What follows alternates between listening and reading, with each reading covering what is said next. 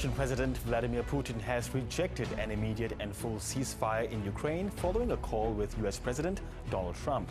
Mr. Putin said a comprehensive truce would only work if foreign military and aid intelligence sharing, which will allow the federal government to maximize the value of its holdings instead of foolishly selling them. Trump wants to host the Kennedy Center Honors after being snubbed for years. At the same time, he's parroting Putin like a puppet. And guess who's shamelessly groveling for his praise this week? And it's always bad, but here it's really bad because it's old and bad and it looks terrible. And we had the head of... It's jaw-dropping.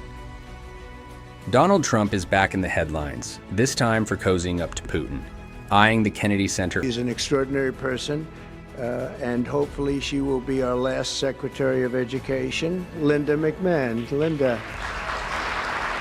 Honors like it's his next campaign rally, and rewarding blind loyalty with public praise. From political theater to straight-up absurdity. It is. We're going to make a move that's very big. I don't think it's even risky a little bit. I think it's going to be amazing. It should have been done years ago. They've been talking about doing it for many years. This week's Trump saga is one you won't believe. Let's dive into the recent developments between former President Donald Trump and Russian President Vladimir Putin. On March 18, 2025, Trump and Putin agreed to an immediate ceasefire targeting energy infrastructure in Ukraine.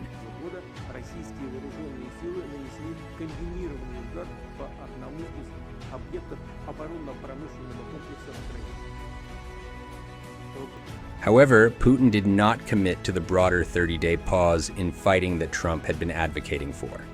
Despite this agreement, air raid alerts and explosions were reported in Kyiv shortly after the call.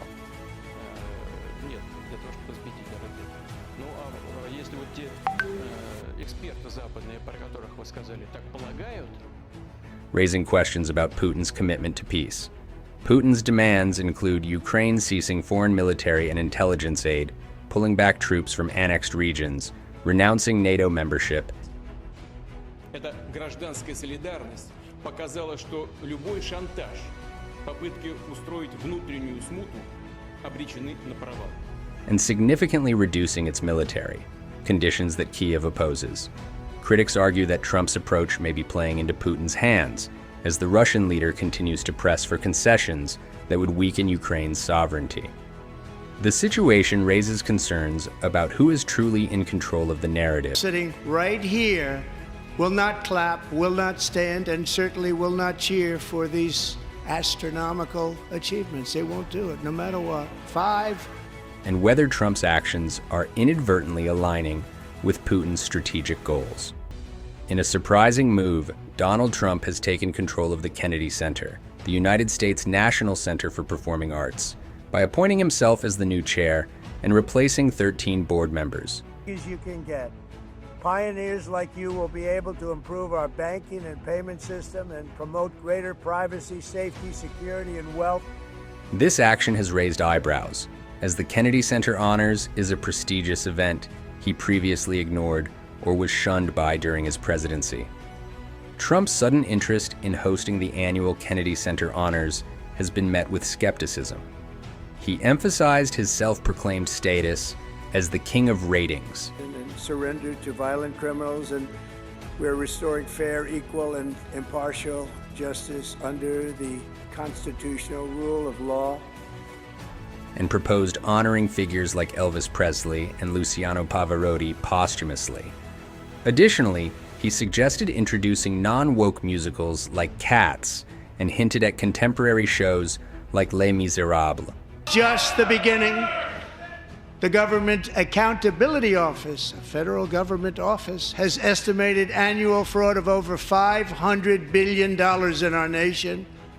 Artists and administrators at the Kennedy Center are grappling with the moral dilemma of whether to stay or resign in protest, fearing self-censorship and financial repercussions.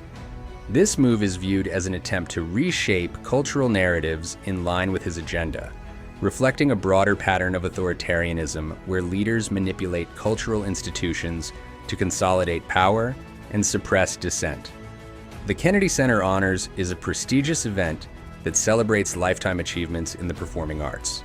And surrender to violent criminals, and We're restoring fair, equal, and impartial justice under the constitutional rule of law. Traditionally, the event is apolitical, focusing solely on artistic contributions. Trump's involvement is particularly surprising given his previous absence from the event during his presidency, where he was notably shunned by many in the arts community. His sudden desire to host the honors raises questions about his motives. Some speculate it's an attempt to rebrand himself and gain legitimacy in cultural circles that previously rejected him. And we start with somebody that you just saw, Pam Bondi. She's extraordinary, and I've known her very well for a long time.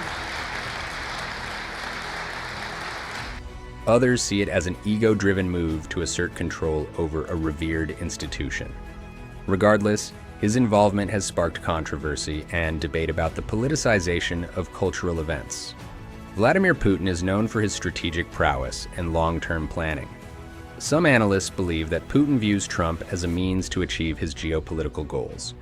By engaging with Trump and making limited concessions, such as agreeing to a partial ceasefire, Putin may be attempting to legitimize his actions and divide Western alliances. Trump's willingness to engage with Putin, despite ongoing conflicts and controversies, could be seen as playing into Putin's strategy. Так и тесно работать с интеграционными объединениями региона Латинской Америки, с сообществом латиноамериканских и карибских государств, с боливарианским. By positioning himself as a peacemaker, Trump may inadvertently be providing Putin with the leverage he needs to further his agenda without making significant compromises. This week's Ass Kisser of the Week goes to Richard Grenell. Following Trump's takeover of the Kennedy Center, Grenell publicly praised the move, stating that Trump's leadership would bring a much-needed revitalization to the arts institution. Grenell's unwavering support, despite widespread criticism from the arts community, showcases his dedication to aligning with Trump's agenda, earning him this week's title. The public's response to Trump's recent actions has been polarized. Supporters applaud his efforts to engage in peace talks and take an active role in cultural institutions.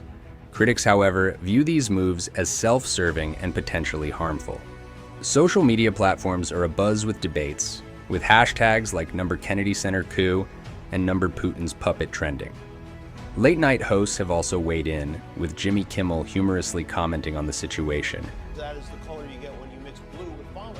And in New York, they've been holding the annual St. Patty's Day Parade in New York since 1762, before suggesting Trump's attempts to control the institution. As we look ahead to the 2024 elections, Trump's recent actions provide insight into his strategies and priorities. His engagement with foreign leaders like Putin and involvement in cultural institutions suggest a desire to reshape his public image and appeal to a broader base. We're ending the last administration's regulatory war on crypto and Bitcoin, and that includes stopping the lawless Operation Choke Point 2.0.